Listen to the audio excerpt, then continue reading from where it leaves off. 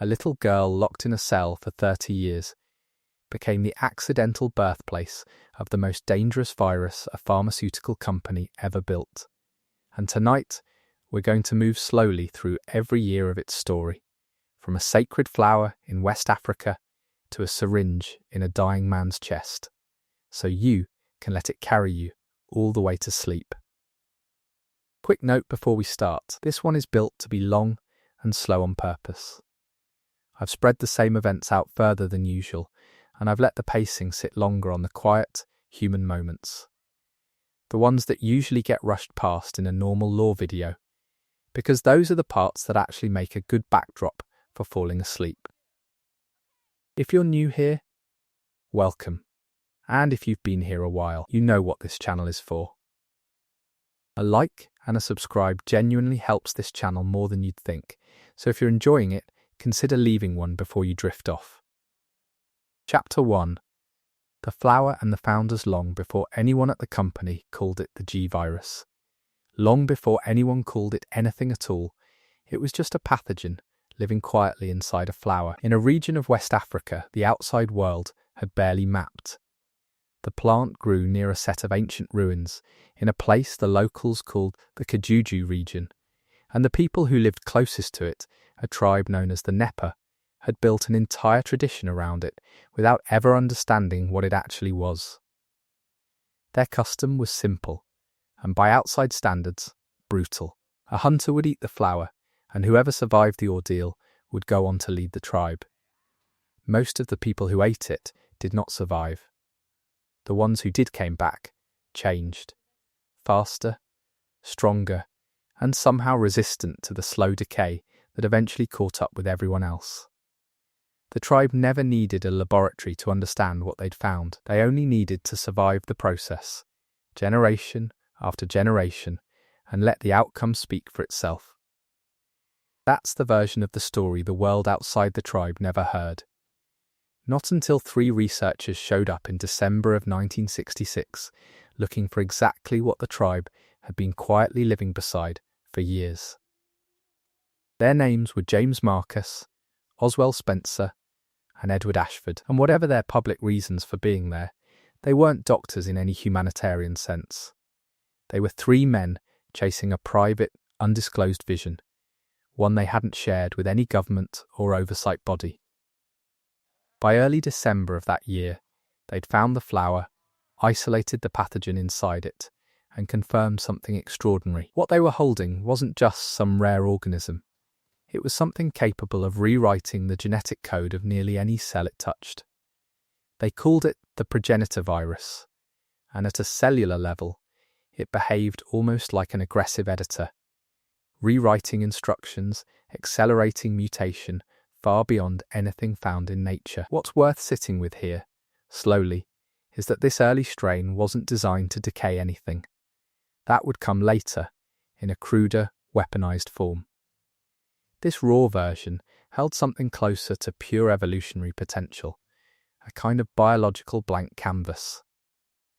Spencer, in particular, had been thinking about eugenics long before he ever set foot on that continent. When he understood what the progenitor virus could do, he wasn't imagining medical breakthroughs or cures for disease.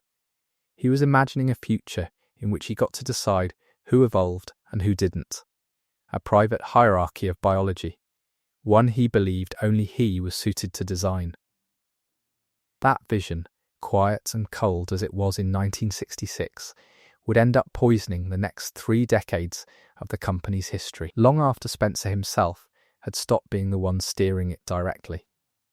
The virus, in its raw form, was too unstable and too poorly understood to use directly, so the first real attempt to tame it came from James Marcus, who spliced the progenitor code with leech DNA.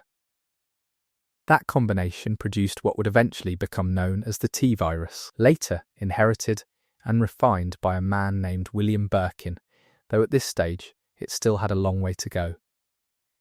The T-virus had one very serious flaw baked into its design from the start. Its mutations were random, uncontrolled, unpredictable, in a way that made it almost impossible to direct toward any specific outcome. In practice, That randomness caused severe damage to the brain, specifically necrosis, which left its subjects mindless. Shambling, biological weapons that were, in a tactical sense, deeply unreliable. Birkin grew frustrated with this limitation almost as soon as he understood it. He wanted something more precise, a virus that could force a host's body to adapt without wiping out the mind that was supposed to direct it. The T-virus killed the intelligence it was meant to enhance, and to Birkin, that made it a failure as a true evolutionary tool, no matter how effective it looked on paper, as a weapon. He believed that if you wanted to build a superior version of a human being, the brain had to stay functional through the process, not be the first thing sacrificed. For years, Birkin worked inside the company's training facility, trying to refine the viral strands, trying to find some way to prevent the necrosis that kept ruining every promising result. He never found it. Not with that approach, and the repeated failure slowly pushed him away from the T-virus altogether, toward the idea that maybe the whole foundation Marcus had built it on was the wrong one. He began to suspect that the key to a stable, controllable mutation wasn't hidden somewhere in Lichner at all, but in a completely different biological process he hadn't identified yet. This frustration didn't stay contained to his research notes. It coloured the way he treated the people around him too. He began to see his colleagues as blind, unable to look past short-term weaponization goals toward the deeper evolutionary breakthrough he was chasing. In his own mind, he was the only person in the company who could see the obvious failure clearly, and in a narrow technical sense, he may have been right about that. But being right about the science didn't make him safe to be around, and the same obsession that sharpened his research was quietly starting to isolate him from everyone else in the building.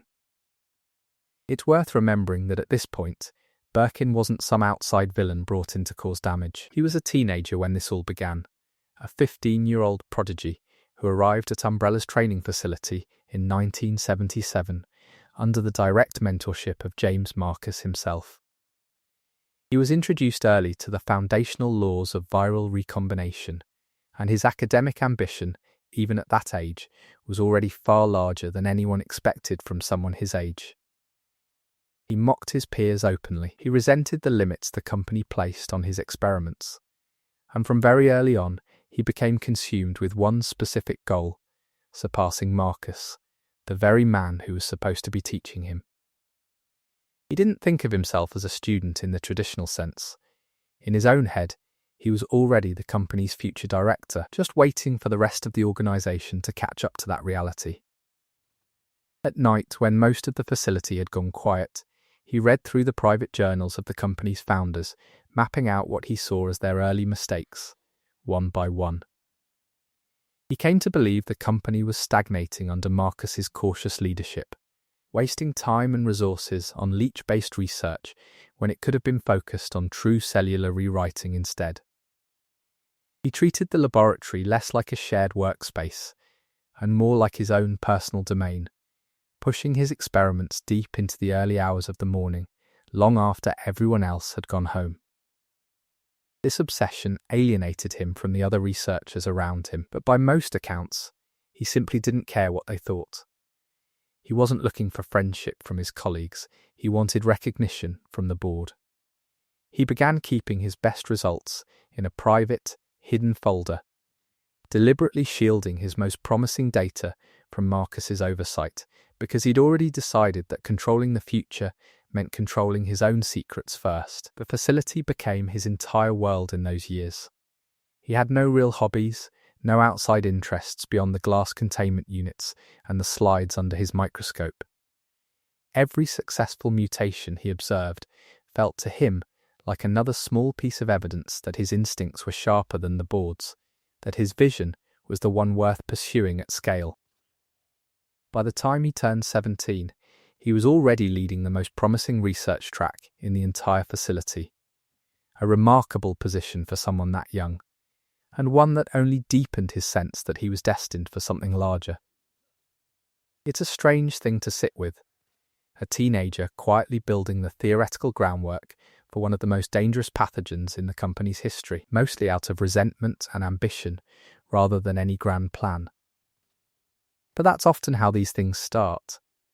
Not with a villain's monologue, but with a smart, isolated young person convinced that everyone around him is moving too slowly, and that he alone can see the shape of what's coming. In 1988, a decade after Birkin's arrival, the Arkley laboratory team, by then including a young Albert Wesker, working alongside Birkin, ran an experiment on a subject named Lisa Trevor. Injecting her with an experimental parasite meant to nest in the brainstem and grant tactical intelligence. Lisa wasn't an ordinary test subject. She'd already spent 30 continuous years trapped inside the mansion, absorbed into a slow, endless rotation of chemical injections that would have killed almost anyone else many times over. Her body had, in effect, become a living archive of every failed experiment the company had run on her. Layer after layer of viral exposure that her system had somehow, impossibly, continued to survive. So when the parasite entered her system, expecting to nest quietly in her brain stem the way it had in every prior model, something unexpected happened instead. Her immune system didn't simply tolerate the intruder. It attacked it, dismantled it, and then absorbed its properties directly into her own already chaotic cellular structure. She didn't become the intelligent, controllable soldier the researchers had hoped for. She became something else, erratic, violent, and physically durable in a way that defied every expectation the team had going in. She could take gunfire. She could take blunt trauma. And her cells would repair the damage within minutes, healing at a pace that shouldn't have been biologically possible for a human body. Birkin watched this transformation from behind reinforced glass, and where the rest of the team saw a liability, he saw something closer to fascination. A biological paradox that by every rule he understood shouldn't have been breathing. Her presence eventually became too dangerous to manage inside the main facility, and the staff sealed off her containment wing entirely, cutting her off from the rest of the research population. Birkin kept monitoring her remotely anyway, not out of any obligation, but because some part of him already sensed that whatever had happened inside her body was a thread worth pulling, quietly, patiently, for as long as it took. Chapter 2. The discovery inside Lisa sometime after that failed execution attempt. While reviewing Lisa's routine blood work almost as an afterthought, Birkin noticed something in the data that didn't match anything he'd catalogued before. Deep inside her altered cellular structure, a new and primitive viral strain had spontaneously emerged, seemingly born out of the collapse of the parasite her body had just destroyed and absorbed. It took him almost no time to understand what he was looking at. A pathogen that could adapt to threats in real time, completely independent of the T-virus lineage his own research had been stuck inside for years. This wasn't a variation of the old strain. It was something new entirely, something that had, in a sense, been created by her body rather than by any researcher's hand. Birkin realized, slowly, and then, all at once, that Lisa hadn't just survived years of experimentation. Somewhere in that survival, her own biology had built something better than anything the company's labs had produced on purpose. The new virus had done what the T-virus never could. It had stabilized the chaotic mutation process, forcing the strands to cooperate instead of spiraling into random, destructive decay. It felt, to him, like the answer to every question he'd been asking since he first arrived at the training facility as a teenager, half a lifetime ago by that point. He spent the following night alone in the lab, rerunning the sequencing again and again on his own private console, needing to be absolutely certain before he let himself believe it. The results came back the same each time. The virus was active, coordinated, perfectly synchronized with the ongoing growth of Lisa's own cells, in a way nothing he'd worked with before had ever managed. He understood, too, the danger of what he'd found. If he brought this discovery to the board before finishing his own analysis, there was a real chance they'd simply take it from him. the same way they'd once absorbed Marcus's leech research into the wider company. So for a while, he decided to keep it quiet. He began mapping out the next phase of his career in private, sitting at his small desk, watching the glow of his monitor long after the rest of the facility had gone dark. Not long after, he drafted what would become his master research thesis, naming the discovery the G virus, and building around it a theoretical framework based on directed evolution rather than random mutation. Where the T virus caused passive destructive decay, this new virus was designed, at least in theory, to actively rewrite a host's genetic structure in response to trauma, building something he described as a self-correcting biological system. Birkin genuinely believed his notes were describing something closer to the birth of a new kind of life. Not just a weapon, but an entity capable of managing its own survival in almost any environment. The virus wasn't meant, in his framing, to simply kill.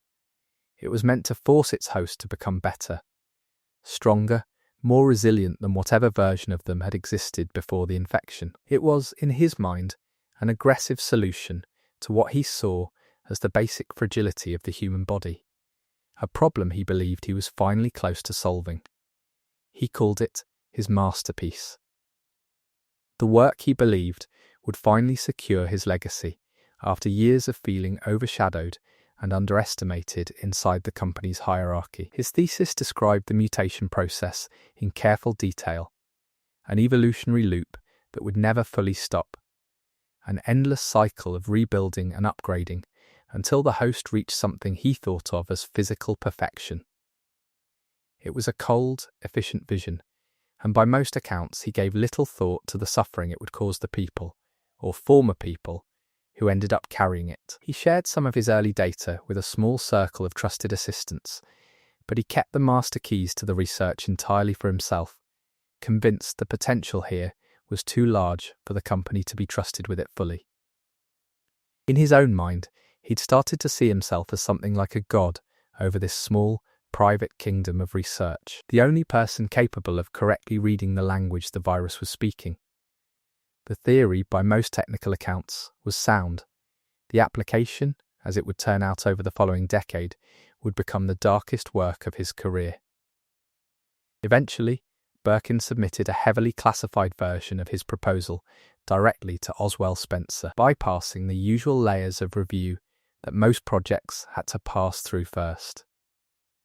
Reading it, Spencer's old obsession with eugenics reignited almost instantly, and he recognized something in the proposal that even Birkin, in his singular focus, hadn't fully grasped yet. To Spencer, the G virus looked like a flawless tool for achieving something much larger than a weapon, a path toward genetic purification on a global scale, and something close to corporate immortality for the people at the very top. Spencer bypassed every standard administrative process the company had, granting Birkin an almost unlimited budget, total operational isolation, and effectively zero executive oversight to keep developing the project. For Spencer, the value here was obvious. He'd spent decades looking for a way to move past the limitations of natural selection, and the T virus had never come close to delivering that. This new proposal finally promised a result that might override those limitations entirely. And he approved the funding without hesitation, confident that Birkin was the only mind in the company capable of realizing something this ambitious. The deal was finalized quietly, in a private meeting at the mansion, away from the usual channels the board would normally use to review a project of this scale. Birkin walked away with the funding and a new, isolated laboratory project that would take him far from the company's main operations. Exactly the kind of independence he'd been craving for years. What he didn't fully register at the time was that Spencer saw him as a temporary asset, a brilliant, useful mind who would eventually be discarded once the virus reached completion. The isolation, though, was exactly what Birkin had asked for. He didn't want the board's interference or the usual corporate rules slowing down his work any longer.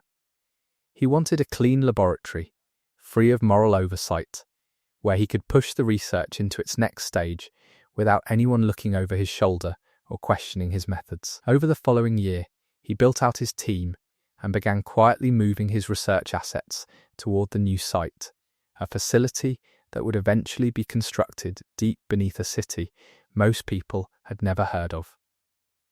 What Birkin was hoping to create, in his own idealized language, was something he called a G-human, a perfected, hyper-evolved version of a person, one that kept human intelligence intact while gaining something close to genetic immortality.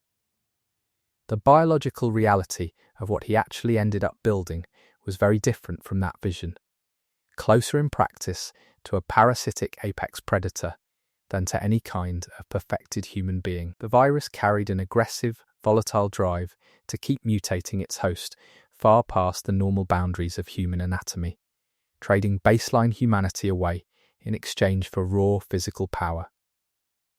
The goal had been an entity that could direct its own evolution. In practice, the virus took control instead, forcing its hosts to change not into better versions of themselves, but into something stronger, faster, and considerably more dangerous. Birkin, for a long time, chose to read these outward changes as successful tests, even as the underlying pattern in his own data quietly suggested the opposite of what he wanted to believe. The more the virus reshaped a host's body, the more that host's ability to reason seemed to fade into the background, a trade-off Birkin was, in the end, willing to accept. He believed the raw power the virus produced was worth more than the human consciousness it was slowly erasing, and he continued running trials despite what the results kept telling him. Unlike the T-virus, which spread easily through fluids or a simple bite, a primary G-virus host could only reproduce through a much stranger, more specific process, one built around asexual reproduction and an extremely narrow window of genetic compatibility. If a target's DNA happened to match closely enough, an embryo could fuse seamlessly with their cells. If it didn't match, the target's own immune system would violently reject it, often with catastrophic results for the person on the receiving end. This reproductive drive turned out to be the single most unpredictable part of the virus, something Birkin hadn't fully anticipated when he first started sketching out the theory on paper. He watched, more than once, as infected subjects abandoned their assigned posts entirely, driven instead to seek out any nearby host that might carry a compatible genetic signature. The failures, when they happened, were violent and immediate, and Birkin spent weeks trying to stabilize the process without ever finding a way to make it reliable at any meaningful scale. Eventually, he concluded that the only realistic way to perfect this side of the virus was to find a host with an unusually close genetic match, something closer to a direct blood relative. That single realization quietly shifted his focus, in a way that would matter enormously later, from general weaponization toward a much more narrow and much more dangerous personal objective. Around this same period, a young researcher named Alexia Ashford, only 10 years old, became the chief researcher at Umbrella's Antarctic base, and the news of it fractured something in Birkin's already fragile sense of self-worth. Driven into a state of open scientific rivalry, he began working at a reckless, accelerated pace, determined to reclaim his standing as the company's most important mind before anyone could suggest otherwise. The pressure made him noticeably less careful with containment protocols, and it permanently soured his relationship with the company's internal auditors, who found themselves increasingly shut out of his lab. He stopped attending executive meetings almost entirely, choosing instead to bury himself fully in the laboratory's output, convinced that results were the only language the board actually respected. He grew paranoid, too, quietly certain that the auditors were somehow leaking his data to the Antarctic team to help Alexia catch up, though there was little real evidence to support that fear. By the time Spencer moved Birkin's entire operation into a new underground facility, Birkin had already convinced himself the company was turning against him, and in a strange way, he was ready for whatever came next. Chapter 3. 12 years underground to keep the project fully hidden from rival corporate spies, Spencer relocated Birkin's entire operation to a facility called Nest, an enormous, state-of-the-art underground laboratory built directly beneath the municipal grid of a place called Raccoon City. Given an almost total mandate over the project, Birkin slipped into a kind of complete social exile, one that quietly swallowed everything else in his life outside the work itself. He began sleeping in the labs. He stopped engaging with the outside world in any meaningful way. The perfection of the G-virus slowly became something closer to a private religion than a research goal. The new laboratory was, by any measure, a technological marvel, filled with automated containment suites and dedicated server arrays that monitored every viral sequence around the clock, day and night. Birkin didn't have to report to the board for months at a stretch. The isolation gave him exactly the freedom he'd asked for, and he used every bit of it. He treated the lab less like a workplace and more like a bunker, reinforcing the exterior doors against any outside observers who might come looking for answers he wasn't ready to give. His wife, Annette, followed him down into that isolation, leaving their young daughter in the care of hired tutors while the two of them disappeared further into the project together.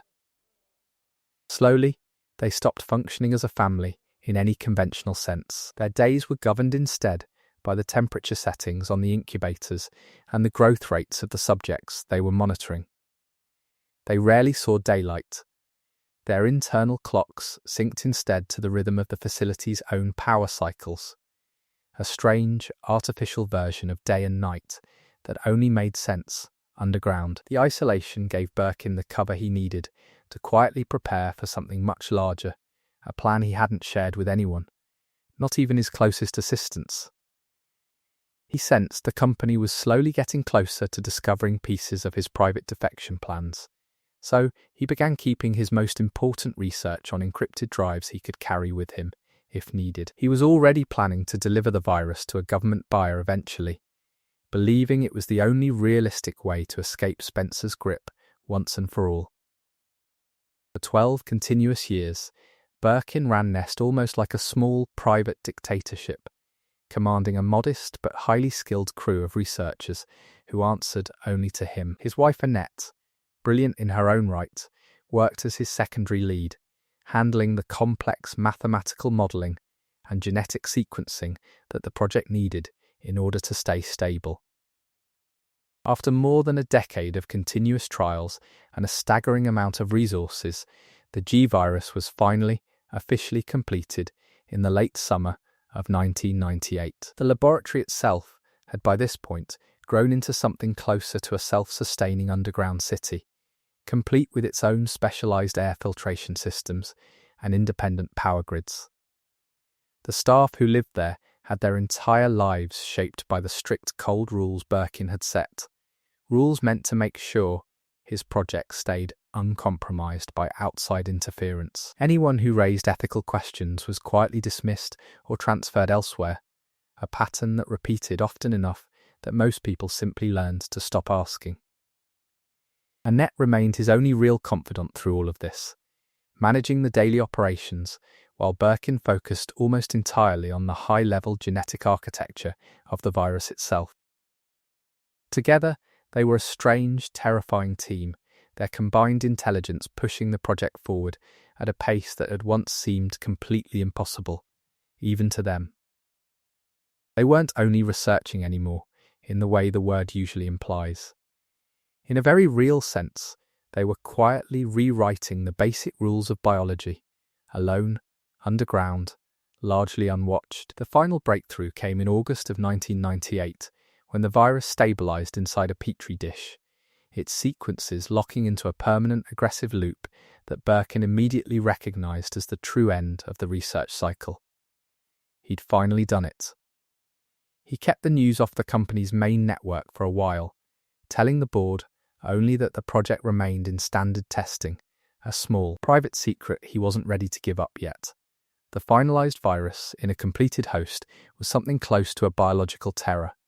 If injected into a living subject, it would trigger a loop of 5 distinct, progressive mutation stages.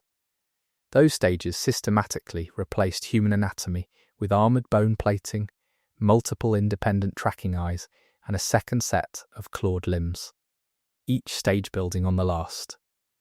The host's higher consciousness, in the process, would be almost entirely overwritten by a feral reproductive drive, one focused on finding a compatible genetic relative above almost anything else. These mutation stages weren't only physical.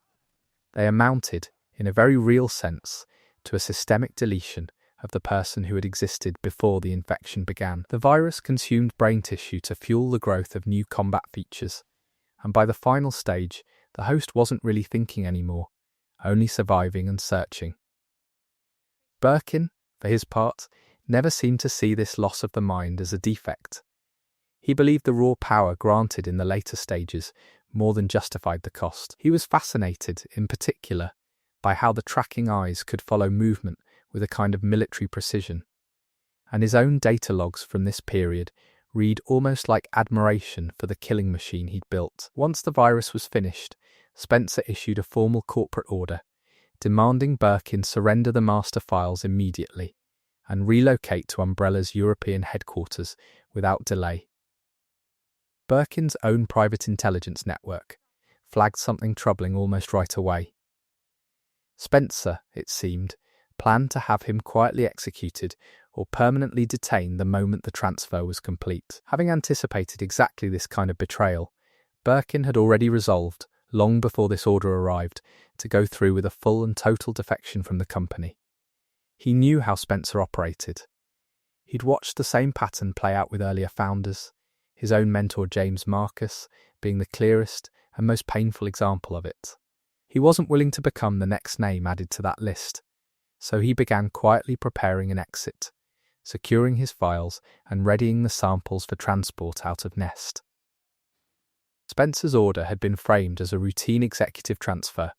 In practice, it functioned as something much closer to a death sentence, and Birkin understood that immediately. He responded with a polite, stalling message, claiming he needed more time to safely stabilize the volatile samples for transport, a delay he never had any real intention of honoring. Spencer didn't believe the excuse for a moment.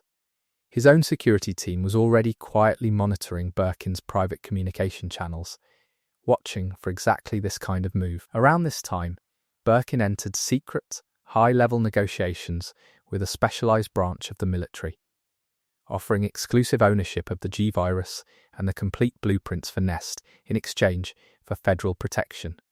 He genuinely believed, or at least told himself he believed, that a sovereign government would treat his research and his legacy with more respect than a ruthless pharmaceutical company ever had. It was, in hindsight, a naive bet. The government had little interest in protecting him personally.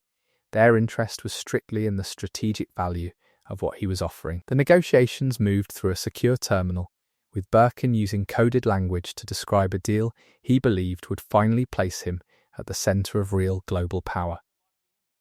The military side wasn't concerned with the ethics of any of this.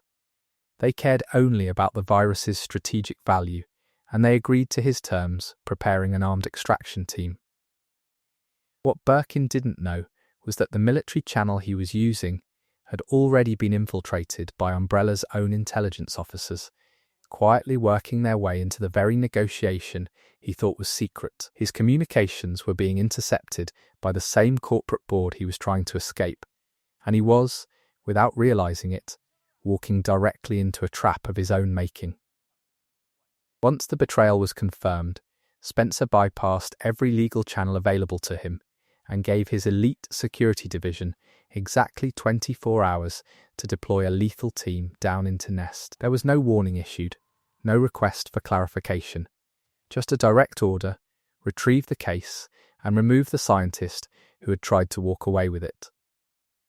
The strike team moved through the sewers beneath Raccoon City on the evening of September 22nd, 1998, led by a cold, methodical operative known only as Hunk. Hunk's team believed this was a straightforward corporate cleanup operation, a routine extraction.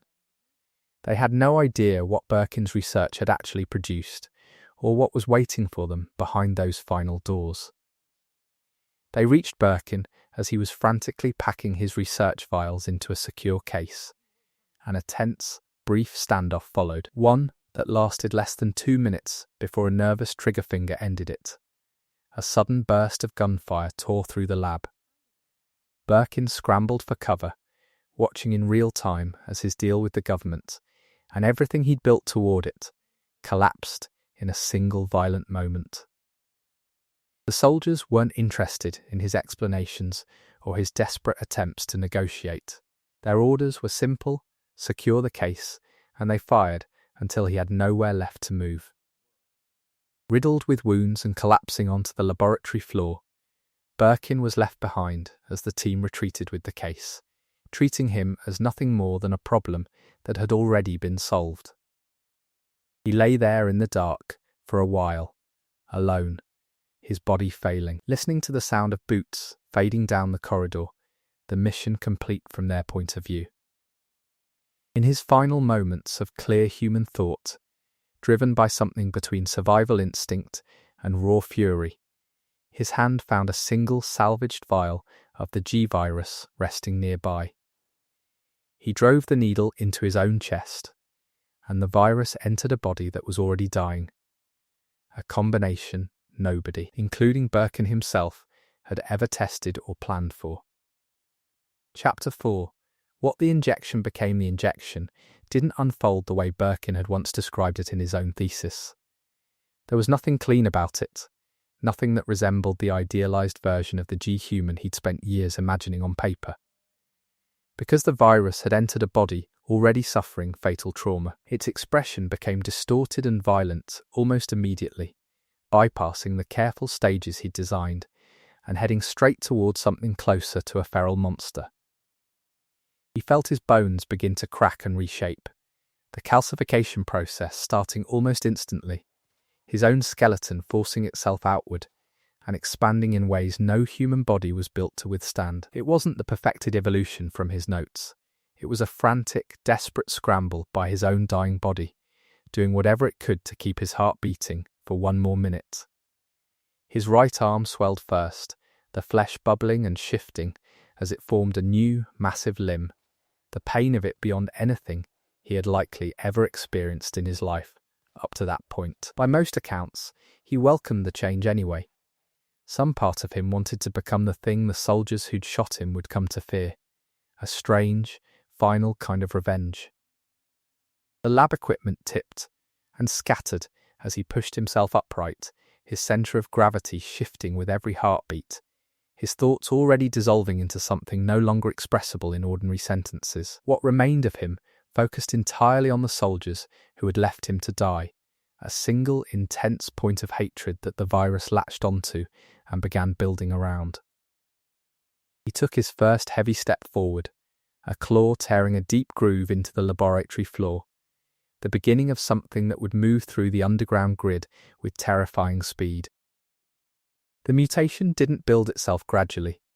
It announced itself almost instantly, using the adrenaline spike of his own panic and pain as a kind of chemical ignition point for the reconstruction process.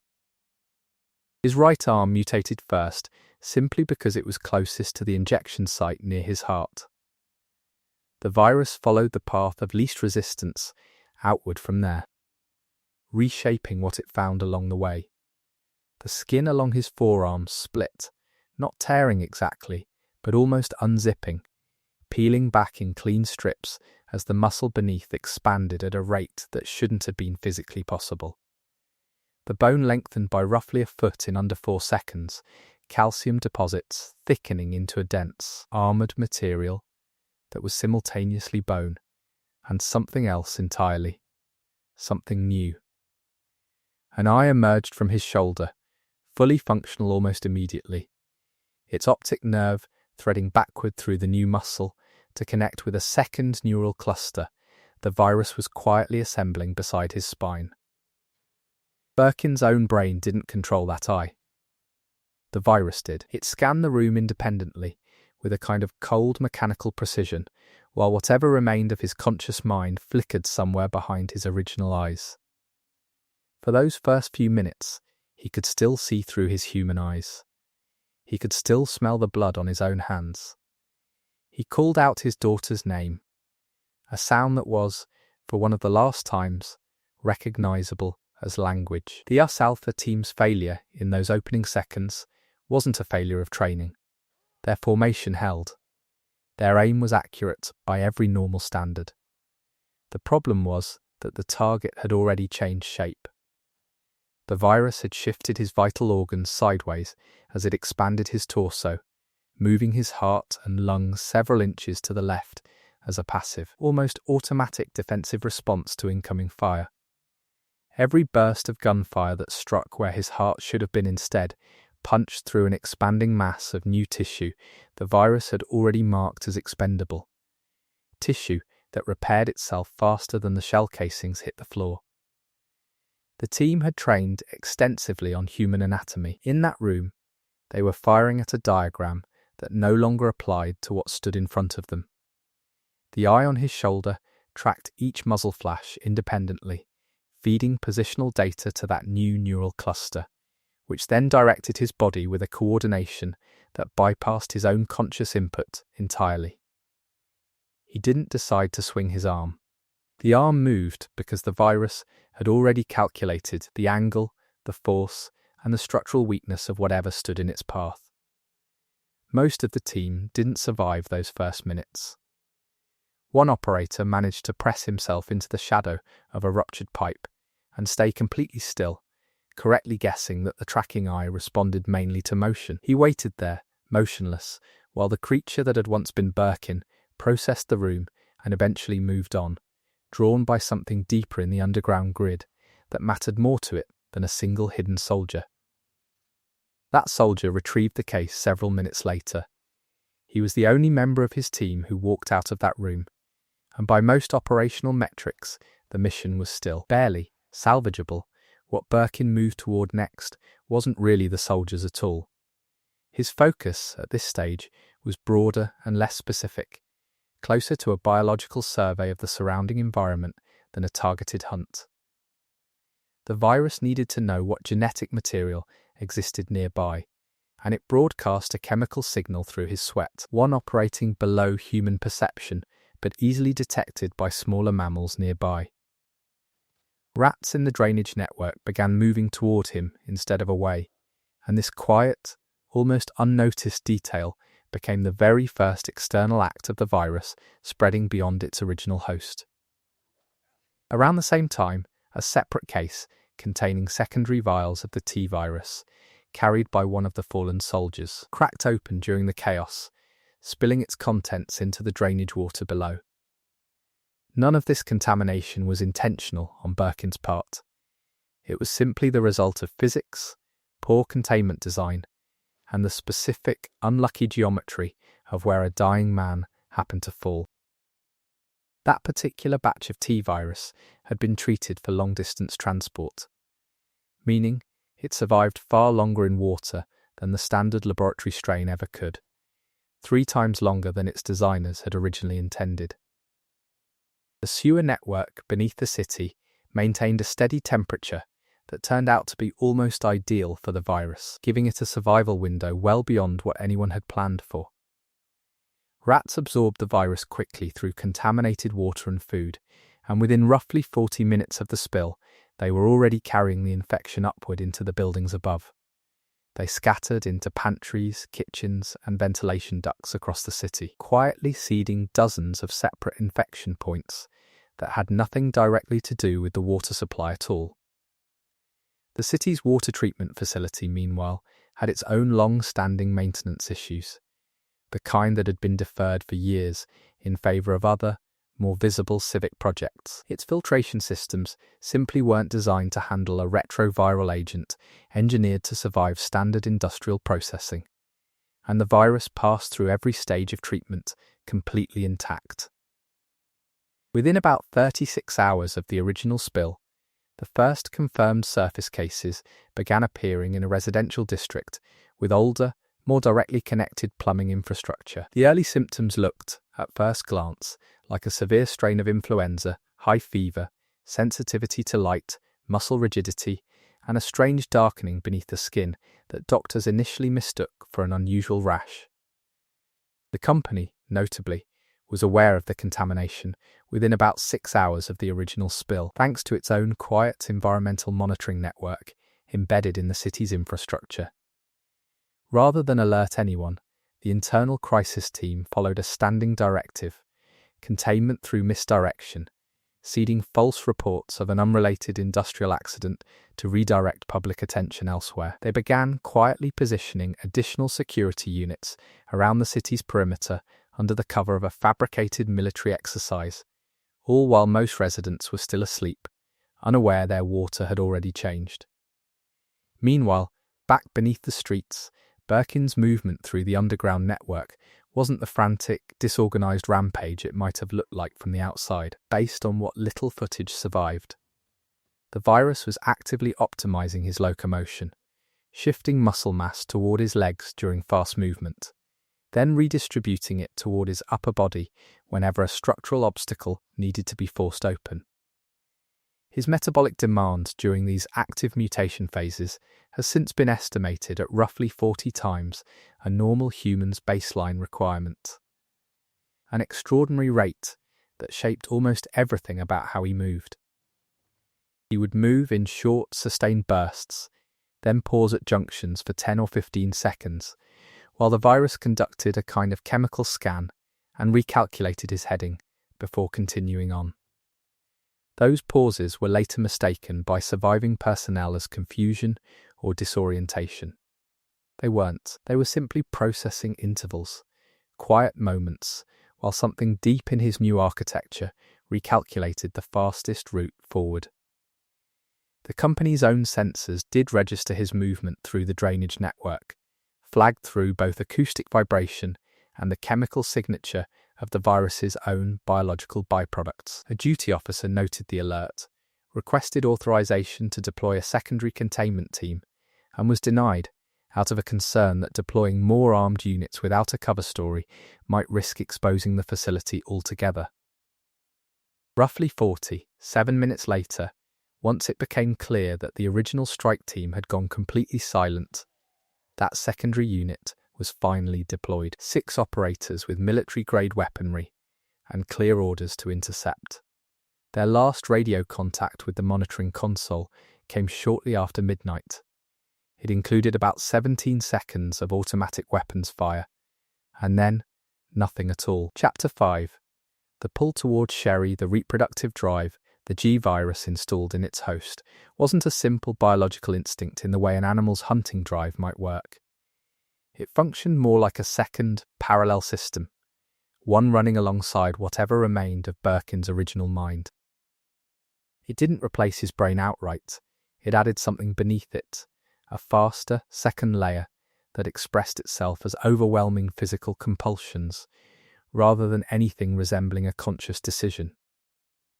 This distinction matters, because it explains a strange pattern researchers later struggled to reconcile. In these early stages, Birkin showed clearly goal-directed behavior, even while being completely unable to recognize his own wife or respond to speech. He wasn't mindless in the simplest sense. He was operating on a different kind of mind altogether, one built from chemistry rather than memory. The genetic targeting system behind all of this remains, even now, the most sophisticated and least understood part of the virus's design, something no later research program ever fully reverse-engineered. The virus maintained a kind of continuous chemical map of its host's original genetic profile, and used that template to detect partial genetic matches anywhere nearby, through walls, through distance, through almost anything. The closer the biological relationship, the stronger the signal. A stranger produced nothing at all. A distant relative produced something faint. A direct child produced something the virus's system registered as impossible to ignore. Sherry Birkin, 12 years old at the time, had already been moved out of the laboratory hours before her father's mutation began, and she had no idea what he'd become, or that anything inside him was now searching for her specifically. The signal her own cells gave off, carrying half of her father's genetic template, was registering through concrete floors and steel doors from hundreds of meters away, a pull that had nothing to do with thought or memory at all. The virus knew where she was the way a compass knows north, not through reasoning, but through something closer to raw physical force, quiet and constant and impossible to switch off. What made her case especially significant, biologically, is that she represented the closest theoretically compatible match available, though not a guaranteed one, given how narrow the compatibility window actually was. A parent and child typically share around half their genetic material as a baseline, but the virus itself had reshaped Birkin's own genome so extensively that its targeting system was, in effect, working from a slightly altered reference point. This meant that Sherry's original human DNA, layered against that altered profile, may have crossed the specific threshold needed for at least partial compatibility, something almost no other host in the outbreak would ever share with him. This is part of why the eventual implantation attempt on Sherry, carried out by something with no real remaining precision, partially succeeded where every non-relative attempt around the city failed catastrophically and immediately. Her immune system recognized the intrusion, as it would in anyone, but it didn't trigger the full, instant rejection response that destroyed non-compatible hosts within minutes of exposure. Instead, her body entered a kind of prolonged, high-fever standoff, a slow biological negotiation between her own immune defenses and the embryo's attempt to integrate, one that created a rare and narrow window of time. That window, small as it was, turned out to be the only reason there was ever enough time for anyone to attempt a cure at all. Before we go further into what happened to her, it's worth sitting for a moment on Brian Irons, the city's police chief, a man who had been quietly in the company's pocket for over a decade by this point. Years earlier, an internal affairs investigation into evidence tampering had threatened to end his career, and the company had made it quietly disappear in exchange for a standing arrangement that suited them far more than it ever suited him. He suppressed reports, missing persons filings, anything that touched company property or personnel, in exchange for a quiet quarterly payment routed through a shell company he never asked too many questions about. By September of 1998, he understood enough, through years of willful blindness, to know that what was happening that night wasn't any kind of industrial accident. Whatever the official story eventually claimed, he'd been given a contingency plan 2 days earlier, instructions for managing civil disorder, a list of numbers not to call, and a promise of extraction once things settled down. He followed those instructions to the letter, locking the station, retreating into his private office, and waiting for an extraction that, as it turned out, was never actually coming for him. When Birkin eventually reached the police station, he didn't come through a door. He came directly through a reinforced concrete basement wall, arriving with a force that later structural analysis estimated at several hundred kilograms moving at considerable speed. He found Irons on the ground floor simply because that's where Irons happened to be. Irons fired his revolver 6 times, and all 6 shots connected, and none of it registered as tactically significant to what stood in front of him. The virus, at this stage, wasn't especially selective. Its reproductive drive expressed itself as a general propagation attempt toward any viable seeming candidate in close physical contact, whether or not that candidate was actually compatible. Its scan of Irons returned a clear, catastrophic incompatibility. And yet the embryo was implanted anyway, likely because the compulsion had already triggered before the analysis had fully completed, an error state the virus's early logic couldn't cancel once it began. The outcome, in a fully healthy adult with no genetic compatibility, was about as severe as it could be: a violent immune response fighting against an embryo, accelerating its own growth in a desperate attempt to integrate before it was destroyed. Irons survived for roughly 40 minutes after that encounter. What emerged afterward was mindless, hostile, and biologically unstable. Less a success for the virus than a kind of accidental fragment, cast outward with nowhere useful to go. Meanwhile, in the underground laboratory, Birkin's transition into a more radical second stage was triggered not by any timer, but by sustained gunfire, a defensive escalation the virus initiated when it calculated its current form couldn't withstand the incoming damage. The changes here were far more dramatic than the first stage had been. Where the earlier mutation had simply enlarged and armoured his existing body, this stage began actively discarding parts of his original human structure the virus judged no longer useful. His skull, most visibly, wasn't removed but compressed downward into his chest cavity, replaced above his shoulders by a new, denser calcified structure built to protect the secondary neural cluster the virus had been quietly assembling since the very beginning. His original brain remained connected to his spine, technically intact, but it was receiving almost no blood flow anymore. Not destroyed, exactly, starved, William Birkin, the scientist, wasn't dead yet at this stage. He was simply cut off. New limbs emerged from his abdomen, designed less for combat than for climbing, specifically suited to the vertical shafts and elevators that the virus's chemical sensors had already mapped as the fastest route towards Sherry's location. Annette, his wife, was in the facility when this second stage of her husband reached her, and she had already found evidence of the self-injection before the outbreak spread to the upper levels. She'd spent the hours since in a state that resists easy description, part grief, part clinical detachment, shaped by her instinct as a scientist to try to understand a mechanism even in the middle of catastrophic personal loss. She'd read his own research notes on this exact transition in the hour before he reached her, and she believed, or hoped, that preparation might somehow soften what was coming. It didn't. She spoke to him on a skywalk connecting two sections of the facility, saying his name 3 times, in the same flat, clinical tone she'd developed over years in the lab, because by that point it was the only register she had left to offer him.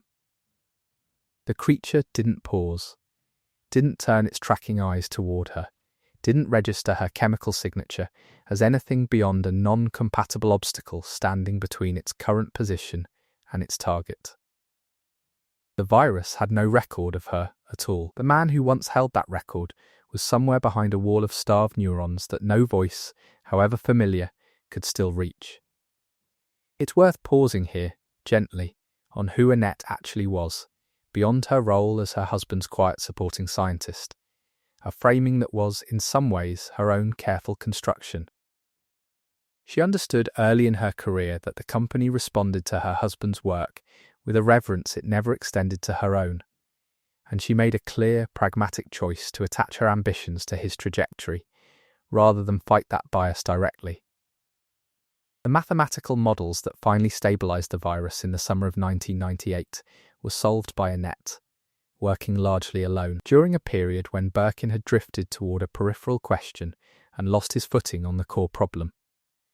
She solved it and handed him the answer without attaching her own name to it, understanding, correctly, that a discovery credited to him would move faster through the company's approval structure than one credited to her. None of that history changes what happened on the skywalk, but it shapes how her death should be understood, not as a minor detail in someone else's story, but as the loss of the person who more than anyone had made this entire virus possible in the first place. The blow that killed her wasn't a targeted strike in any real sense. It was closer to a clearing motion, the kind of gesture a person makes when brushing something lightweight out of their path without even slowing down. The virus had no real concept of proportionate force. It simply applied whatever force the motion generated, and she died there on the skywalk in a way that took several minutes, and that the facility's audio system quietly recorded. That recording was classified almost immediately after it was recovered, and it has never been released publicly, a small private tragedy folded inside a much larger one. The wider loss here wasn't only personal. though it was certainly that. Annette was the only person alive who fully understood both the mathematical structure behind the virus's genetic targeting and the theoretical groundwork for any possible cure. Birkin had understood his own creation intuitively, almost by instinct. Annette understood it formally, in reproducible mathematical terms, and much of that understanding existed only in her own working memory, never fully written down, because she had always expected to be there to explain it herself. Chapter 6.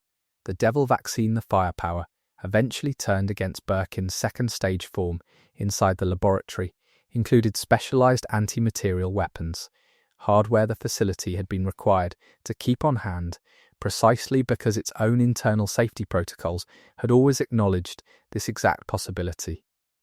The transition into a third stage was again triggered by trauma, and the scale of the change reflected just how severe that damage had become by this point in the confrontation. The virus faced something close to a resource allocation problem, whether to keep repairing the existing structure under sustained fire, or to redirect everything toward a more complete overhaul that could better withstand what was coming. It chose the overhaul, and for a brief window of about 4 minutes, Birkin was functionally immobile and, in theory, more vulnerable than at any other point in the entire encounter. Nobody in the facility knew that window existed. The research that might have predicted it sat locked inside Birkin's own encrypted files, and the only person who'd ever held the key to them was already gone. What emerged from that transition was an array of bone spikes across his frame, functioning less as a weapon in the traditional sense, and more as armor that happened to be lethal to anything nearby. The spikes spread the force of incoming gunfire across a much wider surface area than flat armor ever could, reducing the actual damage that reached the tissue underneath to something the body could keep repairing. Multiple tracking eyes emerged across his chest in this stage, arranged to provide full, overlapping coverage with no real blind spots left anywhere around him. Each eye connected to the neural cluster through an independent pathway, meaning that damaging one alone did almost nothing to the creature's overall awareness of the room around it. The laboratory itself suffered extensive structural damage through this phase. Fire suppression systems overwhelmed, internal communication failing section by section as the fighting tore through junction boxes throughout the facility. Somewhere behind the facility's deepest blast doors, a remote self-destruct sequence had already begun counting down, initiated by a crisis team that had, by this point, written the entire laboratory off as a loss. The people who triggered that countdown had already left the city by then. They gave the order from a console in another state entirely, and they never stayed to watch what happened next. Eventually, a rocket-propelled explosive detonated in a confined space nearby, a kind of trauma the bone spike armor, for all its earlier effectiveness, hadn't been built to withstand. The blast didn't punch through the armor directly. It shook it apart from the inside, a concussive wave attacking from multiple directions at once, in a way the spikes simply weren't designed to resist. What followed was a fourth and far more radical transformation, one that stripped away almost everything the virus had built up to that point that wasn't strictly necessary for immediate survival. The upright, two-legged posture disappeared, replaced by something lower and faster, better suited to moving quickly through tight, enclosed spaces under continued fire. The bone spikes were partly reabsorbed and partly redirected into a new, reinforced jaw structure, which became the single most dominant feature of this final form. That jaw served no reproductive purpose at all. It existed purely as a survival tool. An enormous share of the body's remaining resources funneled into the most effective close-range weapon calcium and keratin could realistically produce. The speed of this final stage was, by most surviving accounts, the most disorienting part of the entire encounter, a mass that large moving in a way no one's instincts were prepared to track or predict.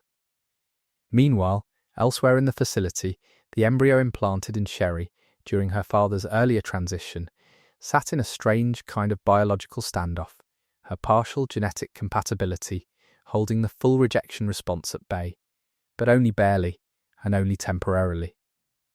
Her fever climbed rapidly in the hours that followed, her body burning through its own resources at maximum capacity just to keep the embryo contained rather than fully integrated or fully destroyed. It was an unstable equilibrium by any measure, one that researchers later estimated could only hold for somewhere between 4 and 8 hours, depending on her own underlying immune strength.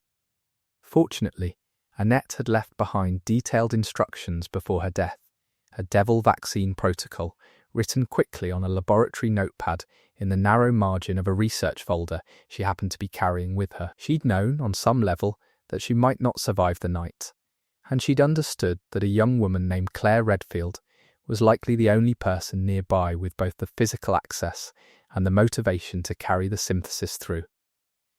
She wrote the instructions assuming no prior chemistry background at all, anticipating exactly what equipment would be available, and building in contingency steps for the 2 most likely points of failure.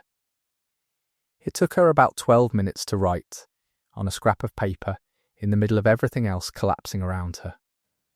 It turned out to be the last document she ever produced.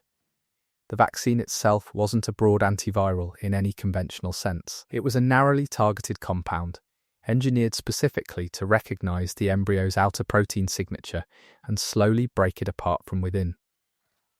Synthesizing it required temperature control accurate to within half a degree, and a very specific mixing order that, if reversed even slightly, would produce something completely inert instead of something active. Claire had no chemistry training beyond an ordinary high school education, and yet she completed the synthesis correctly on her very first attempt. A small, quiet detail that rarely gets the attention it probably deserves.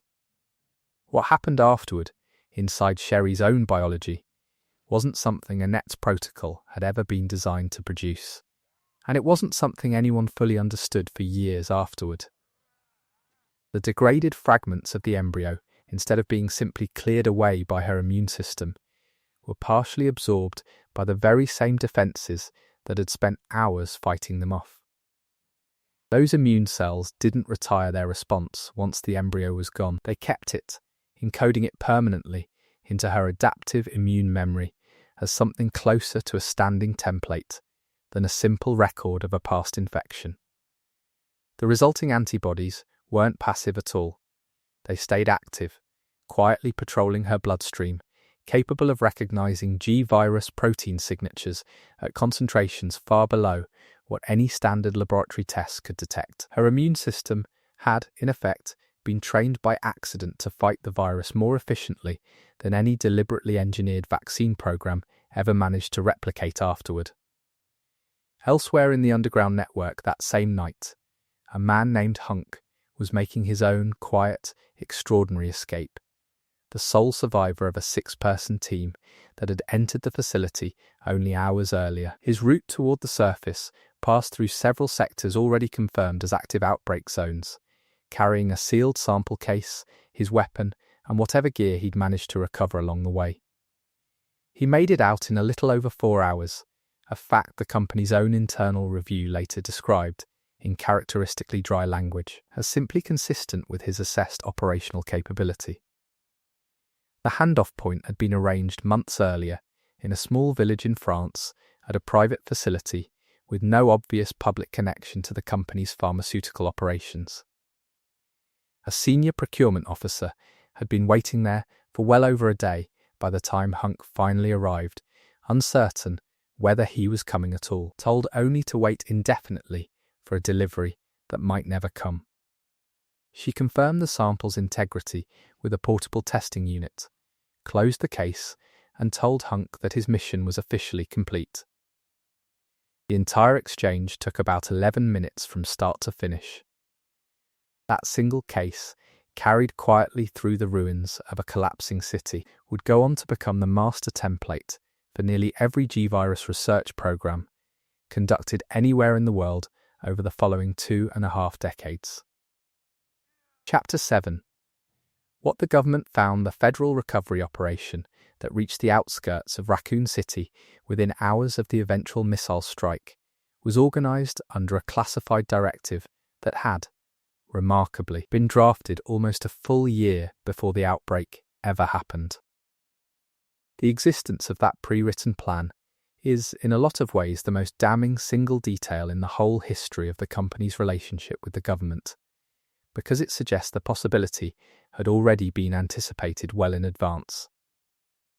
That directive never planned for evacuation.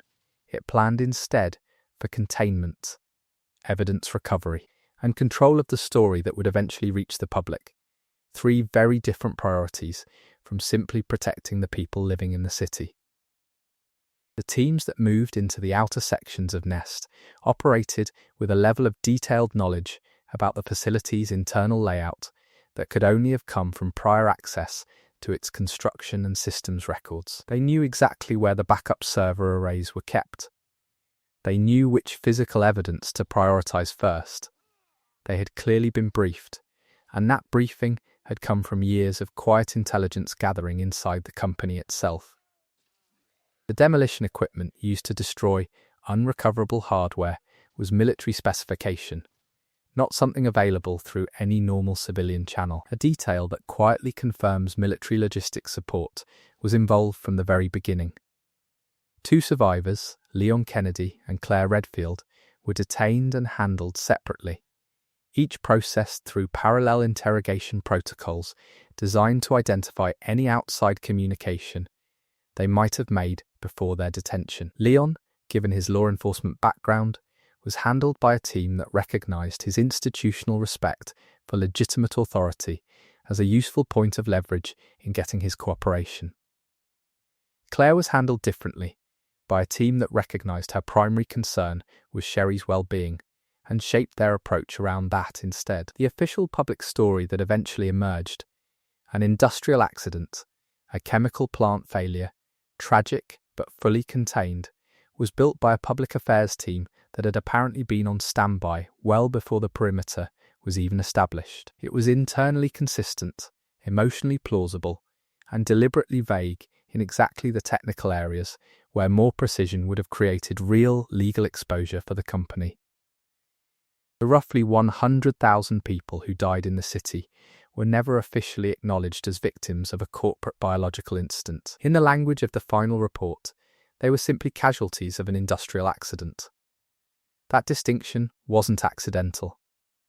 Under the relevant legal framework, it triggered a completely different liability process than a direct corporate malfeasance finding would have, and the company's legal team had spent years quietly preparing for exactly this outcome. The facility Sherry was eventually transferred to wasn't a hospital in any conventional sense. In federal budgetary language, it was described as a biological research continuity centre, a classification that allowed it to be funded outside the usual oversight that hospitals or prisons normally required. Most of the medical staff who worked with her there were, by all available accounts, genuinely well-intentioned physicians who believed they were contributing to legitimate research on a rare and unusual case of viral exposure. Many of them were, in fact, excellent doctors. Their competence was never really the issue. The issue was the framework their competence was quietly operating inside, one designed to extract far more than it ever gave back. They treated her, and at the same time, largely without knowing it, they produced research that fed into weapons programs she was never told existed, and that most of them never fully understood themselves. The regenerative capacity that gradually became apparent in her biology over years of careful and closely supervised observation turned out to be one of the most significant discoveries of the entire post-outbreak research era. Bone fractures that would normally take 6 to 8 weeks to heal in an adult resolved completely within 72 to 96 hours in her case. Soft tissue damage that would leave permanent scarring in anyone else left no trace at all after about a day. None of this research was ever published in any open scientific literature, despite what it might have meant for regenerative medicine more broadly. It stayed classified, compartmentalized, quietly folded into programs that had no interest in treating the general public. Her psychological development during those years was tracked by a rotating staff of clinical psychologists, whose classified reports described a consistent, familiar pattern, high intelligence, strong emotional self-containment, and a carefully maintained surface compliance that coexisted with a private, quiet refusal to accept any of it as permanent. She cooperated with the protocols she was given. She answered the questions asked of her. But from the very earliest interviews on record, she never seemed to believe the situation she was living inside was either appropriate or lasting. The clinicians noted this pattern more than once in their files. None of them had the authority to change anything about it, and the observation simply sat there, quietly, in a report nobody outside the program would ever read. Chapter 8. Everything built on the wreckage the sample Hunk carried out of Raccoon City became, over the following years, the seed for an entire generation of research programs, copied, synthesized, and partially replicated by factions who acquired it through theft, through purchase, or simply through the slow collapse of the company's own internal security. One of the earliest and most ambitious of these efforts was a hybridization program based out of a laboratory in a small village in France, one aimed at combining the G virus with the older, more transmissible T virus into a single, more deployable weapon.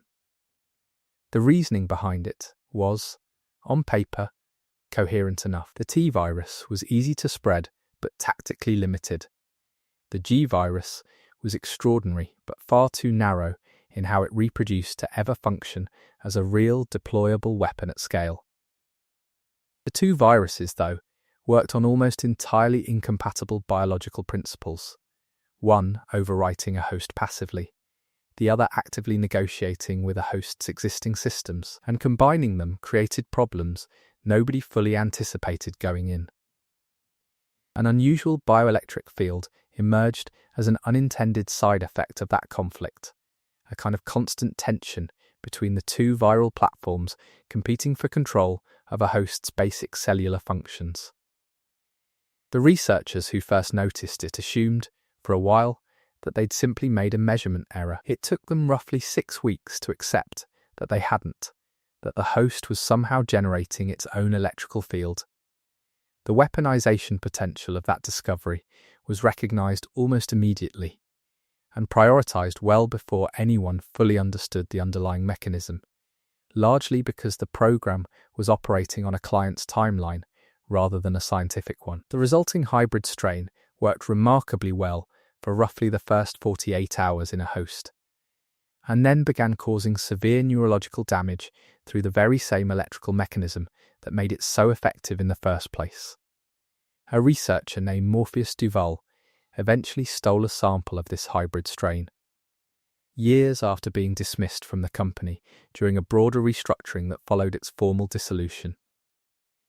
His early career had been unremarkable in the best sense, meticulous, productive, well regarded by his superiors, someone the company had rewarded steadily for years before letting him go with a standard severance package and a firm non-disclosure agreement. Over the following 2 years, he quietly gathered information about the company's fractured successor organizations, eventually tracing a path to a facility that stored both the hybrid sample and a stockpile of older T-virus warheads.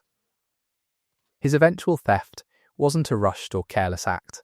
It exploited a narrow 12-minute gap in the facility's security rotation, the kind of detail only someone who'd once worked deep inside that same security architecture could reasonably have found.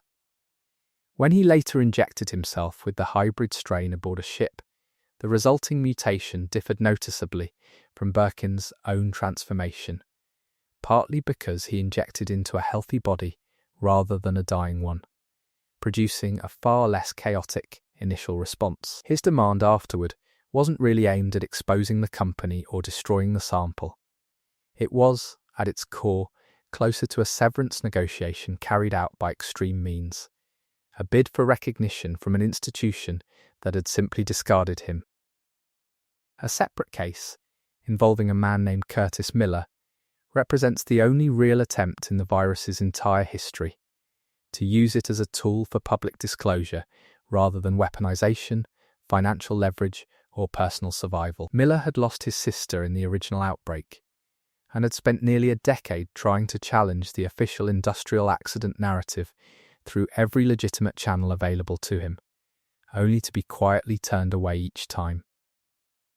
By the time he acquired his own sample of the virus, he understood, on some level, that his plan wouldn't actually achieve the disclosure he wanted. He proceeded anyway, in what researchers later described as less a pursuit of justice than a need to become impossible to ignore. Elsewhere, in a development nobody at the company had ever intended or predicted, Albert Wesker's own biological legacy quietly produced a son named Jake Muller, born years after an early, unfinished prototype virus altered Wesker's own reproductive biology in a way nobody had modelled. Jake inherited a suite of novel genetic sequences from his father, ones his own immune system processed and incorporated into an antibody framework of extraordinary breadth, particularly effective against later viral strains that shared any distant ancestry with the original progenitor virus. He grew up with no knowledge of his father's identity or his own biological significance, working instead as a mercenary in a country whose instability was itself, in no small way, a consequence of the same corporate forces whose weapons his blood could neutralize. The failure of every later attempt to fully stabilize and replicate the G virus is sometimes framed as a kind of mystery, evidence of Birkin's irreplaceable genius. The more grounded explanation is quieter than that, and more structural. The virus's genetic targeting system had, without anyone designing it this way, calibrated itself entirely around Birkin's own genome, simply because he was the only living person it had continuous access to throughout its 12 years of development. That calibration wasn't something that could be exported or copied. It existed only inside the virus's own protein architecture, built slowly through years of biological iteration inside one specific person's body, and it couldn't be reproduced anywhere else. Every later attempt to build a functioning reproductive targeting system ran into the same wall, either producing something non-functional or something narrowly calibrated only to the genome of whatever host had been used in that particular research program. Birkin had, in his final months, begun theorizing an approach to slowing the virus's progressive erasure of a host's cognition, something closer to a timed release inhibitor. He never had the chance to test it before he died in the raid that ended his life. 3 separate research programs attempted, over the following decade, to reconstruct that idea from his surviving notes, and all 3 concluded the underlying theory was sound, and all 3 failed to actually build a working version of it. In the end, Birkin had understood his own creation in a way he'd never fully written down, partly intuitive, built from years of direct observation and something close to a personal, private connection to the material itself. He had made himself the virus's reference point, in more ways than one, and he remained, in the end, the only person who could have finished the work he'd started, a work that ended with him instead. The city was lost because one man tried to take the research away from its creator. The research itself was lost because the virus, in the end, took the man away from everyone who might have carried the work forward. Both losses were final, in their own separate ways, and neither one of them, looking back across everything that led up to that single night in September of 1998, ever really had to happen. Chapter 9. The city above it's worth slowing down here and going back to the surface, to the city itself, because most retellings of this story move quickly past the actual mechanics of how an underground accident became a citywide catastrophe. The underground infrastructure beneath the city had been built across 3 very different construction phases, stretching from the early 1900s through a major expansion completed in 1979. The result was a strange, layered network, Victorian-era brick channels running alongside mid-century iron pipes, which in turn connected to modern reinforced concrete shafts from the later expansion. None of it designed as a single coherent system. For an ordinary person, that underground network was a genuine maze, full of unmarked dead ends and elevation changes that didn't appear on any single complete map anywhere in the city's records. For Birkin, moving through it in his first mutated stage, with a chemical tracking system that required no visual reference at all, it was simply a corridor with one destination and countless paths that could all eventually lead there. The company's own environmental sensors, the same network that had picked up the earlier T-virus contamination, tracked his movement through both acoustic vibration and the chemical signature the virus left behind in the drainage water. Two survivors, Leon Kennedy and Claire Redfield, entered the local police department at roughly the same time Birkin was moving through the drainage channels beneath it, their paths running in a strange, unintentional parallel with his own. Their proximity to him during those early hours was closer than either of them was ever told afterward. Something only became visible in hindsight. Once researchers overlaid the building's security footage against the sensor logs from below. Meanwhile, above ground, the water treatment failure has often been treated as the single dramatic turning point of the outbreak, and it's easy to understand why, given how visible and how total that failure eventually became. The plant's filtration system had been running on infrastructure the City Council had deferred upgrading for 11 consecutive fiscal years, its maintenance budget quietly redirected toward more visible, more politically useful projects instead. The chemical treatment process in place was effective against ordinary bacterial contamination, but it had never been designed to neutralize a virus deliberately engineered to survive industrial processing conditions.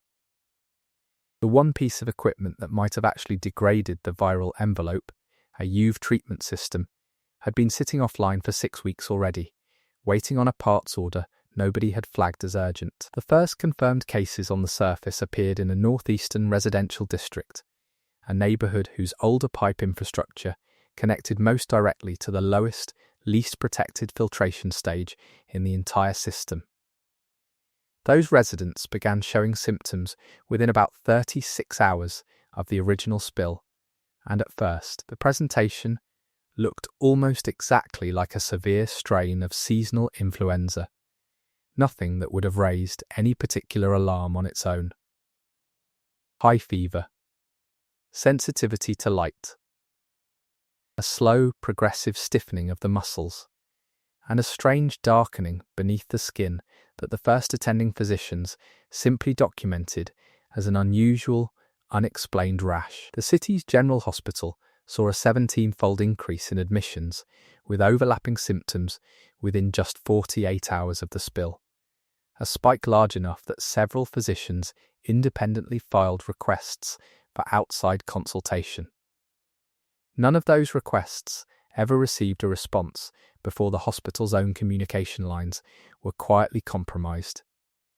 A detail that, in hindsight, says a great deal about how quickly the situation was already being managed rather than treated.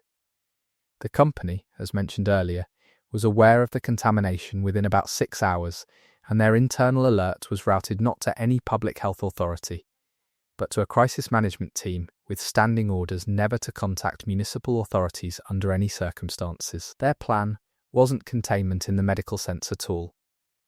It was containment through misdirection, seeding a false report of an unrelated industrial accident on the far side of the city to redirect early investigative attention elsewhere. They quietly began positioning additional security personnel along the city's perimeter roads, disguised as part of a routine, fictional military exercise, long before most residents had any idea anything was wrong.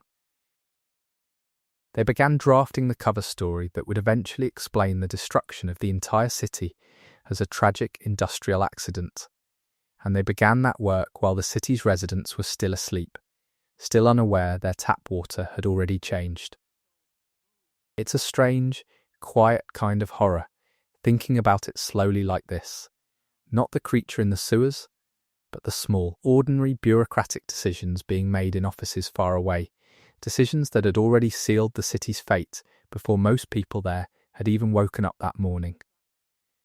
There's no dramatic villain's speech in any of this.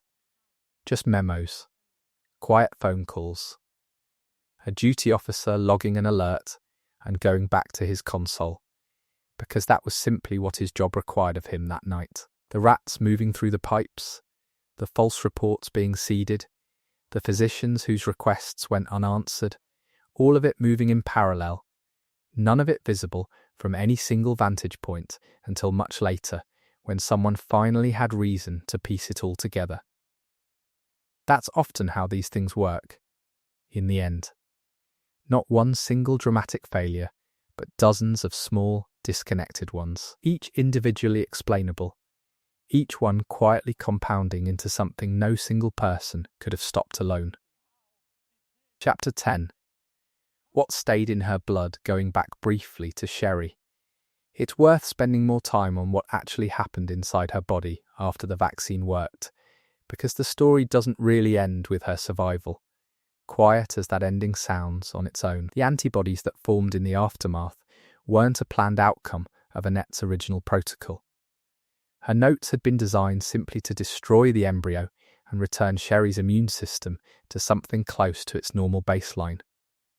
What happened instead was something none of the protocol's original design had modelled, a partial absorption of the degraded embryo fragments by the very same immune architecture that had spent hours fighting them off.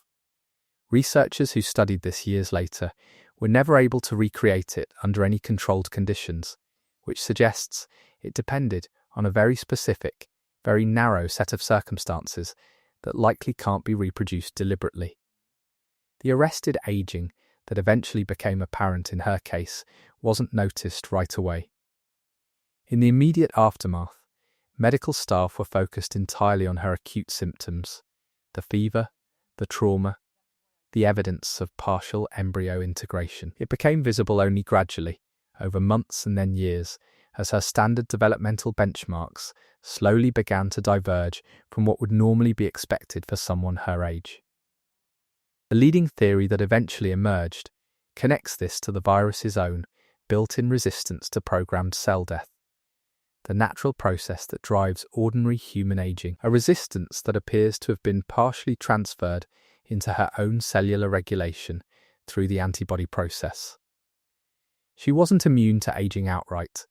She was resistant to it, in a way that was measurable but not absolute, most visible in a noticeable slowing of the molecular processes that typically mark the passage of time inside human cells. The government researchers who studied her over the following years produced an enormous body of classified work, quietly feeding into a generation of research programs she was never told existed and never given access to herself.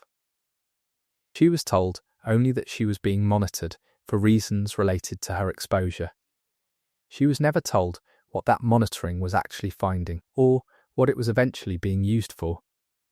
There's something worth sitting with in that detail specifically, a girl who survived something almost nobody else survived, whose own body became a resource other people quietly extracted value from for years, without her ever fully knowing the scope of it. It's not a dramatic kind of injustice, not the kind with a clear villain or a single decisive moment. It's a slow, administrative kind, built out of classification levels and budget lines and research questions she never got to ask herself. The regenerative capacity itself, once it became apparent, turned out to be one of the most significant biological discoveries to come out of the entire post-outbreak research era, far beyond anything connected to the original outbreak itself. Under closely supervised, controlled conditions, researchers documented healing rates 12 to 40 times faster than the theoretical maximum for ordinary human physiology, depending on the type and severity of the injury being studied. None of that research ever reached the open medical literature.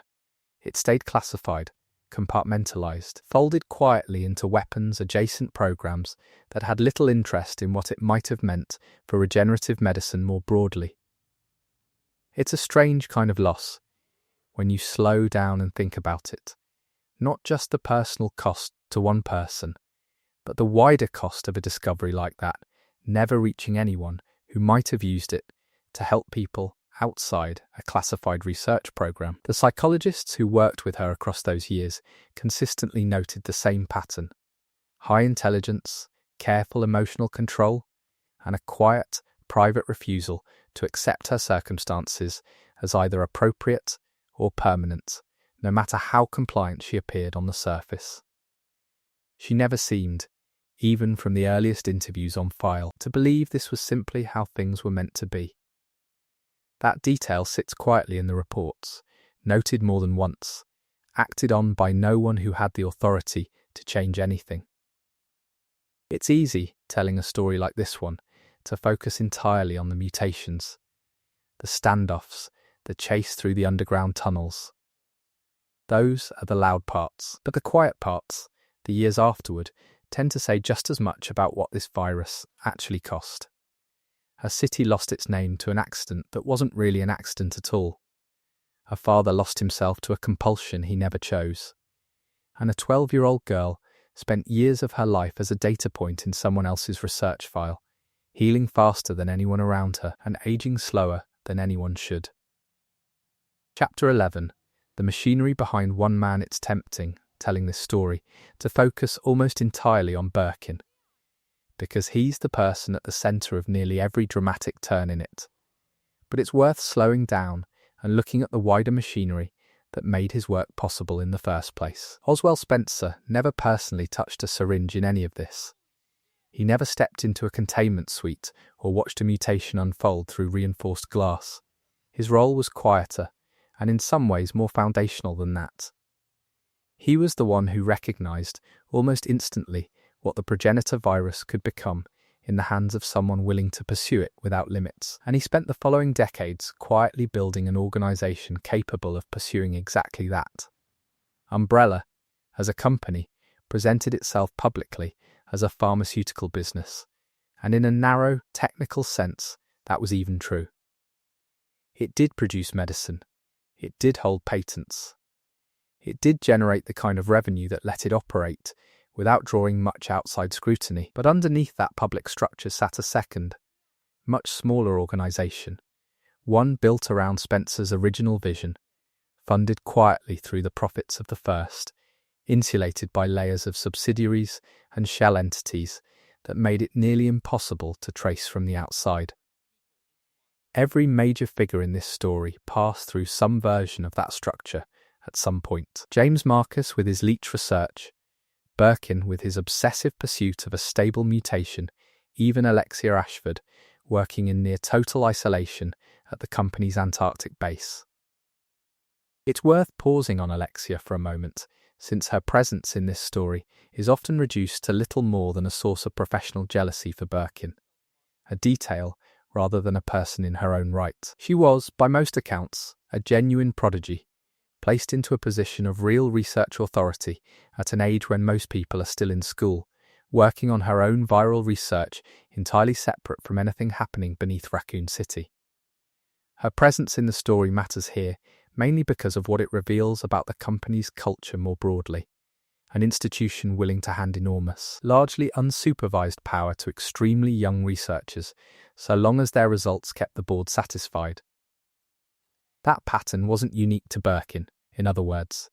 It was closer to the company's standard operating procedure, one that consistently rewarded isolation, secrecy, and unchecked ambition over caution or oversight of any kind. Spencer's own long-term vision, the one that had first taken shape back in 1966, standing near that sacred flower in West Africa, was never really about any single virus at all. It was about control over the basic mechanics of who got to evolve and who didn't. The G virus, in that sense, was simply the closest anyone had come to actually delivering that vision in a workable form, which is part of why Spencer was willing to grant Birkin such extraordinary freedom once he understood what the research had produced.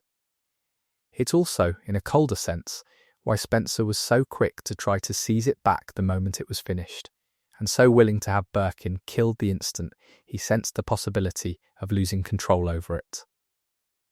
None of this makes Birkin a sympathetic figure exactly. He built something monstrous, more or less knowingly, and the consequences of that choice fell on tens of thousands of people who had no part in any of the decisions that led there.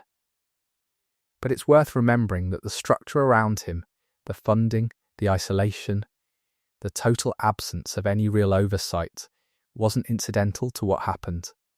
It was, in a very real sense, the precondition for it. A single obsessive researcher, working entirely alone with no resources, doesn't produce something like the G virus. It takes an institution willing to grant that researcher unlimited funding, total secrecy, and zero accountability for years at a stretch, without ever asking too many questions. That institution existed because Spencer built it, deliberately, patiently, over the course of decades, starting from a single afternoon standing near a flower most of the world had never heard of. The company's crisis management apparatus, the same one that quietly managed the outbreak's public narrative afterward, wasn't improvised in the moment either. It had clearly existed, in some form, for years before it was ever actually needed. The speed and precision with which the cover story came together, the pre-positioned personnel, the fabricated industrial accident narrative, all of it suggests an organisation that had rehearsed, at least conceptually, for exactly this kind of failure long before it happened. That's perhaps the quietest, and in some ways the most unsettling detail in the entire story. Not that the outbreak happened, but that somewhere, in a planning document written years earlier, someone had already anticipated that it might. They built the response before they built the excuse for why it might be needed. And when the moment finally came, in September of 1998, they simply executed a plan that had been sitting quietly on a shelf, waiting. It's easy to imagine, telling this story slowly and late at night, that a disaster like this needs some singular dramatic failure to explain it. In reality, it usually needs the opposite, a long, patient accumulation of small institutional choices, none of them dramatic on their own, all of them compounding quietly over years. A deferred maintenance budget here, a classified research designation there. A funding structure specifically designed to avoid oversight. None of these decisions, taken individually, look like the beginning of a catastrophe. Together, over enough time, they were exactly that. That's part of why this particular story tends to sit with people longer than a simpler monster story might. The monster, in the end, is almost the least surprising part of it. Everything that made the monster possible came first, quietly, one budget meeting at a time. Chapter 12. The long tail. There's a particular kind of quiet that settles over a story like this one. Once the immediate crisis is over, once the city is gone and the survivors have scattered into whatever new lives they eventually managed to build. That quiet doesn't mean the story actually ends there. It just means the loud part is finished. What follows, for years afterward, is slower, more diffuse, harder to track in any single narrative thread. The Lear Village sample, once delivered, didn't stay contained in any one place for long. It moved, in fragments, through a black market research ecosystem that grew steadily over the following decades, changing hands through theft, through quiet sale, through the slow institutional collapse of the company that had originally built it. Each fragment that moved through that ecosystem carried enough of Birkin's original architecture to remain genuinely dangerous, and at the same time lacked enough of it to ever be fully controlled by whoever happened to be holding it at any given moment. That combination, dangerous but uncontrollable, shaped almost everything about how the virus's legacy actually played out in the years after Raccoon City. A long series of partial successes and catastrophic failures. Rarely anything close to a clean result, either way. It's worth returning, briefly and quietly, to Hunk, if only because his role in this story is so different in tone from almost everyone else's. He wasn't driven by ambition or grief or revenge. He was simply extremely good at a narrow, specific job. His extraction from the underground network has generated a fair amount of operational mythology over the years, and it's easy to understand why. Walking a sealed sample case through a city collapsing into a biological catastrophe and making it out largely unscathed. But what's more interesting, in a quieter way, is how little the story actually seems to have affected him afterward, at least based on what limited records exist. He delivered the case. He confirmed the handoff. He left. No speeches, no reflection, simply a job completed under extraordinary circumstances. There's something almost restful about that. In the middle of a story this heavy, a single figure moving through it without being pulled into any of its larger tragedies, doing exactly what he was trained to do, and nothing more. Jake Muller's story, by contrast, unfolded in a completely different register. Years later, in a part of the world shaped directly by the same corporate forces that had once employed his father, though Jake himself had no idea of that connection for most of his life. He grew up in genuine poverty, in a country whose instability traced back, in no small way, to the same organisations whose research his own blood would eventually help neutralise. A strange, quiet irony that took years to become clear even to the people studying him. His significance to later research programs was entirely accidental, a byproduct of a prototype virus interacting with his father's reproductive biology in a way nobody had modelled or anticipated at the time it happened. He had no knowledge of any of this until circumstances forced the connection into the open, and by most accounts, the distance between what his blood represented to researchers and who he actually was as a person remained the central tension of his life for a long time afterward. It's a pattern that repeats throughout this entire story, in one form or another. A person's biology becomes valuable to an institution, and the institution's interest in that value quietly overtakes any interest in the person carrying it. Sherry experienced a version of this. Jake experienced a different version of it.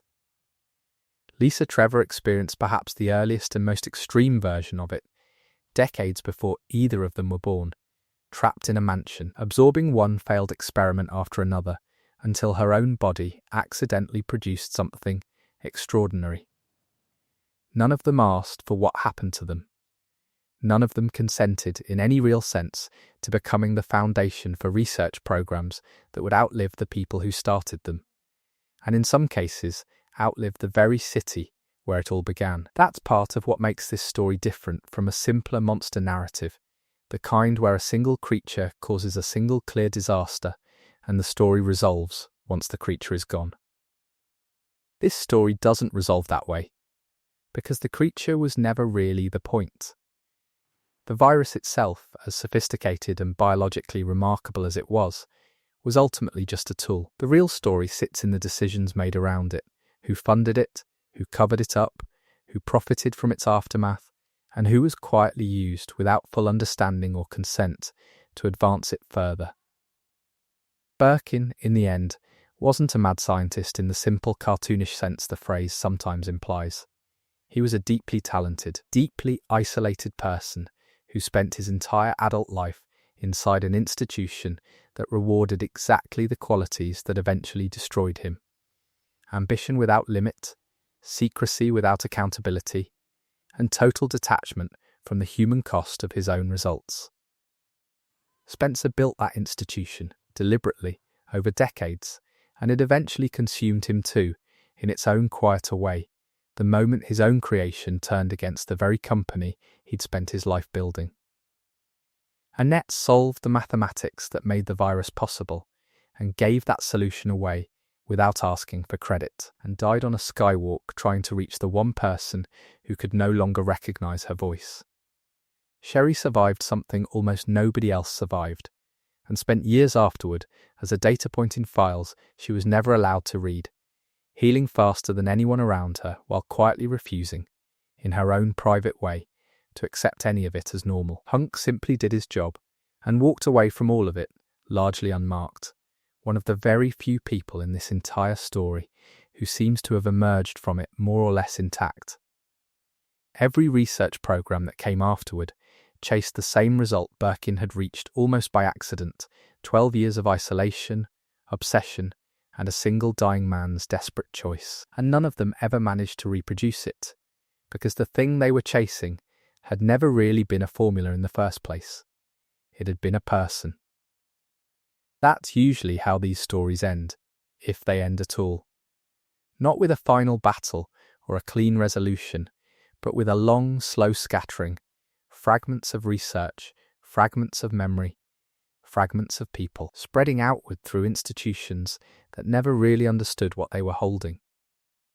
Somewhere in a classified archive, there's still a folder with Sherry's name on it, updated periodically, read by people she's never met, describing a body that heals faster and ages slower than it should.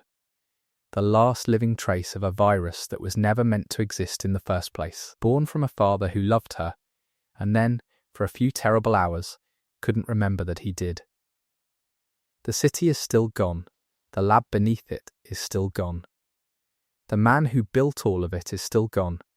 Has been for a long time now, and the only thing that really survived any of it, in the end, was a quiet, patient signal in someone's blood. Still there. Still watching, long after everyone who understood it had already disappeared. Chapter 13. The Biology. Slowly it's worth going back over the biology one more time, more slowly this time, without the urgency of the standoff or the chase through the tunnels, just the quiet mechanics of what the virus was actually doing inside a host's body. At its core, the G virus operated on a principle its designers called directed evolution. A phrase that sounds almost gentle on paper, describing something that, in practice, was anything but gentle for the person experiencing it. Where the older T virus caused passive, essentially random decay, spreading through a host's cells without any real coordination, the G virus was built to actively respond to trauma, rewriting a host's genetic structure in real time based on whatever threat it detected. That responsiveness is really what made it so different from anything the company had produced before. It wasn't simply destructive, it was adaptive, in the truest biological sense, constantly recalculating the most efficient way to keep its host alive and functional under whatever pressure it faced. Each of the 5 mutation stages represented a different tier of that adaptation, and it's worth sitting with each one individually, slowly, because together they tell a fairly complete story about how the virus actually thought, if that word can even apply here. The first stage was, in a sense, the virus introducing itself to its own host, a broad, general strengthening of the existing body, armour, mass, a single tracking eye, and a widespread chemical survey of the surrounding environment. At this stage, the host retained the most residual humanity of any point in the process, still capable of recognisable speech, of calling out a name, of experiencing something close to fear and grief in those first disorienting minutes. The second stage moved further, discarding rather than simply reinforcing, treating the host's original skull and cognitive centres as expendable in favour of a new, more heavily protected neural cluster built specifically to run the virus's own priorities. This is the stage most researchers point to as the true turning point, the moment where whatever remained of the original person became genuinely inaccessible, cut off rather than destroyed, present in some technical sense, but functionally gone. The third stage was, above nearly everything else, defensive, a direct response to sustained heavy gunfire, an armoured bone structure built specifically to distribute incoming force across a wider surface area rather than absorbing it directly. It's a strange thing to sit with, that this stage wasn't primarily aggressive in its design intent.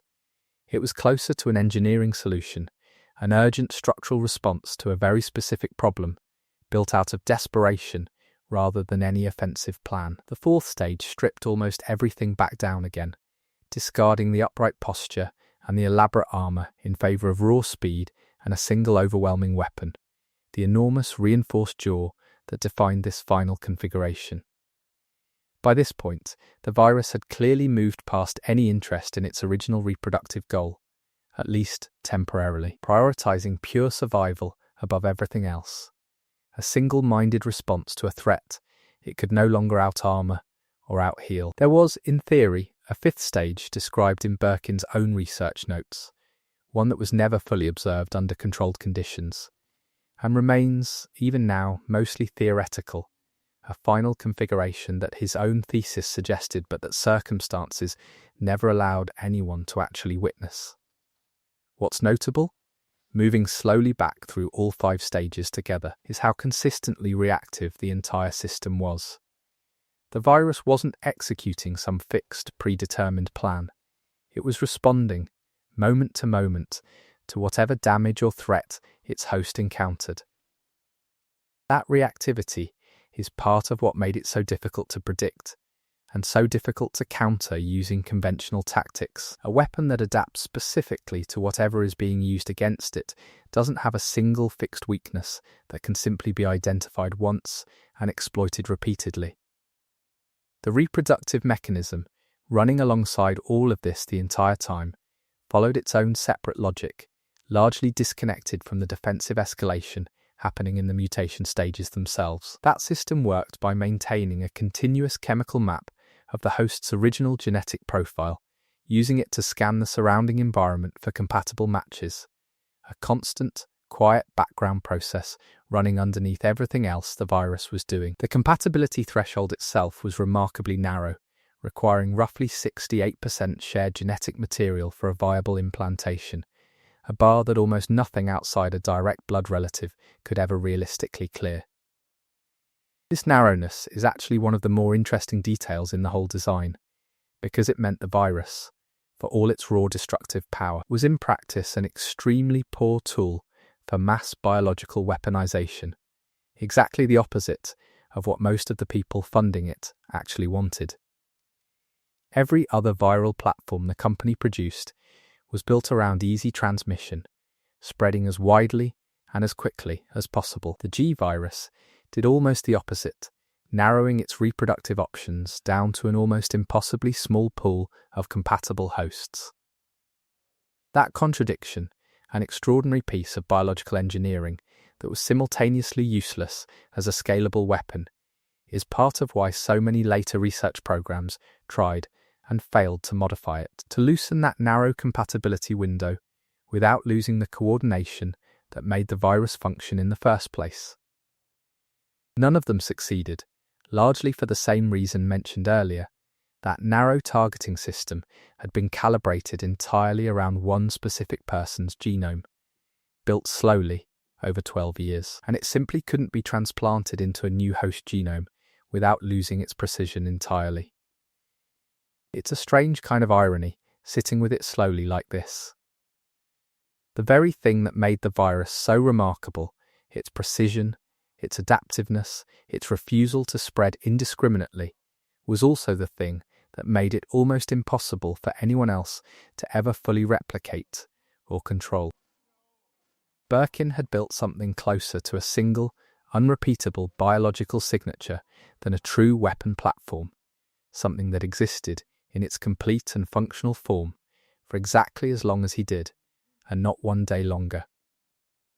Every fragment that survived him afterward carried pieces of that signature without ever carrying the whole thing, which is why every subsequent attempt to recreate his work produced something dangerous, unstable, and ultimately incomplete, a shadow of the original rather than a true continuation of it. Chapter 14. The hybrid years going back to the Lear Village program for a while longer. It's worth spending more time on the actual scientists working there, because their story, quieter than Birkin's, still says a great deal about how this whole era operated. The ambition behind combining the T virus and the G virus wasn't unreasonable, given what the researchers involved actually knew at the time. They had 2 platforms, each with a clear strength and a clear weakness, and combining them looked, on paper, like simple, logical engineering. The T virus spread easily and reliably, but produced mindless, poorly coordinated hosts. The G virus produced remarkable adaptive hosts, but its narrow reproductive mechanism made it nearly useless as anything that could be deployed at real scale. A hybrid, in theory, would take the best of both, transmissibility from one platform and adaptive intelligence from the other, eliminating the primary failure mode of each in the process. The problem, as the researchers eventually discovered, wasn't a lack of ambition or a lack of skill. It was that the two viruses operated on fundamentally different biological principles, ones that resisted combination in ways nobody fully appreciated until they were already deep into the work. The T virus worked through passive infection, rewriting a host cell's replication instructions and spreading through tissue, without requiring any cooperation from the host's own regulatory systems at all. The G virus worked the opposite way, actively monitoring and directing a host's existing cellular machinery, rather than simply overwriting it.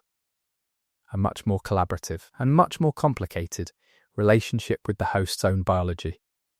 Combining an active, responsive system with a passive, overwriting one inside the same cellular environment created a kind of ongoing internal conflict, one that produced, almost by accident, a strange and unexpected bioelectric field at the surface of the host body. The researchers who first observed this field spent roughly 6 weeks convinced they'd simply made a measurement error somewhere in their process, before finally accepting that the readings were accurate and that their hosts were genuinely generating electricity.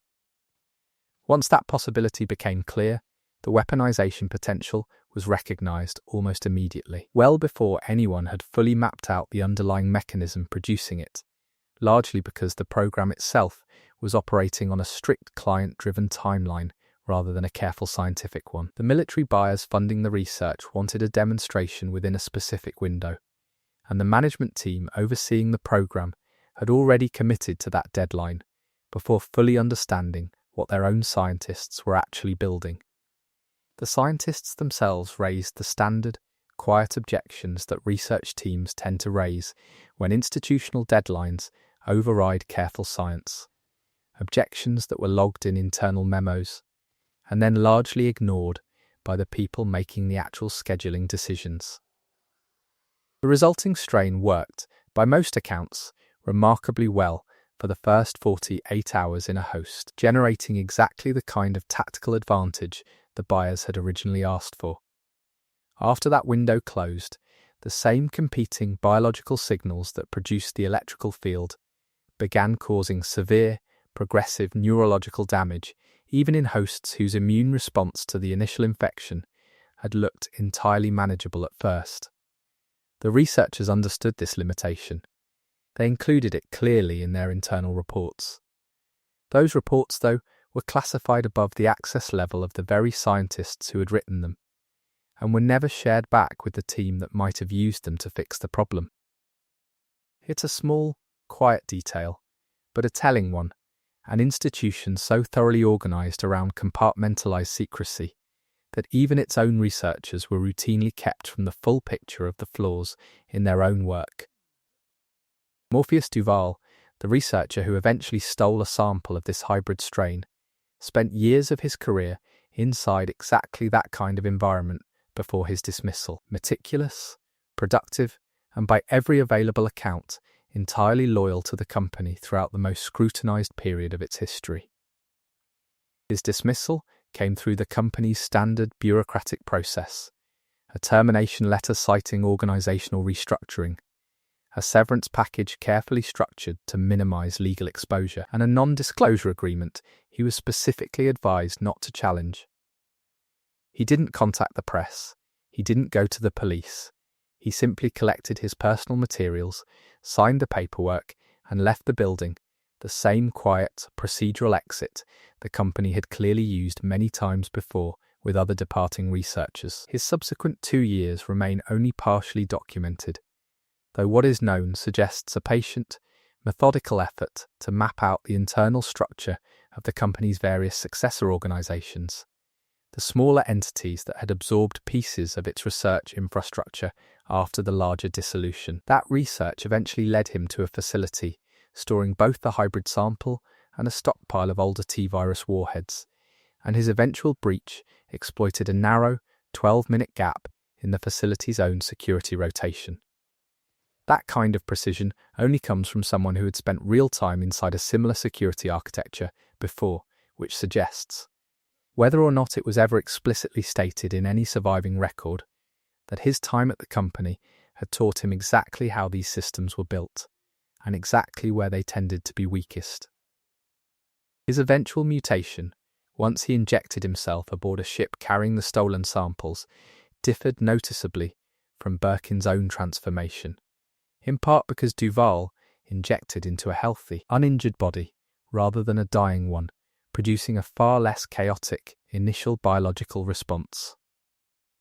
The resulting form was also shaped by his own underlying hormonal baseline, in ways the virus's optimization logic interpreted as producing a more structurally efficient outcome for distributing its new electrical capability across his body's surface. It's worth being careful and precise here, because this detail has often been mischaracterized in casual retellings.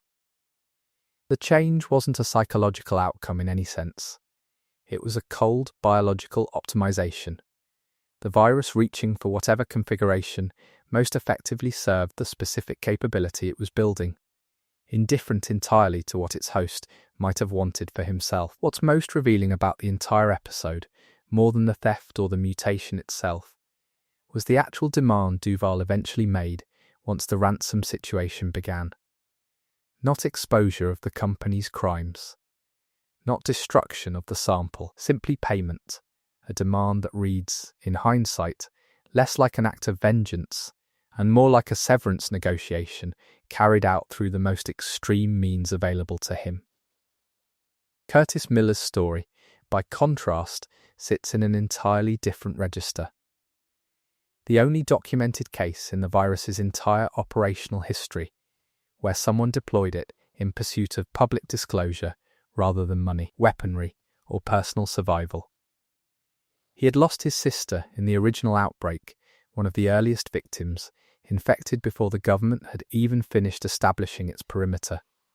Her death folded quietly into the same industrial accident narrative that explained away everyone else who died that week. He spent nearly a decade afterward trying to challenge that narrative through every legitimate channel available to him, requests denied, legal proceedings dismissed at the earliest possible stage, journalists who expressed initial interest and then gradually went quiet.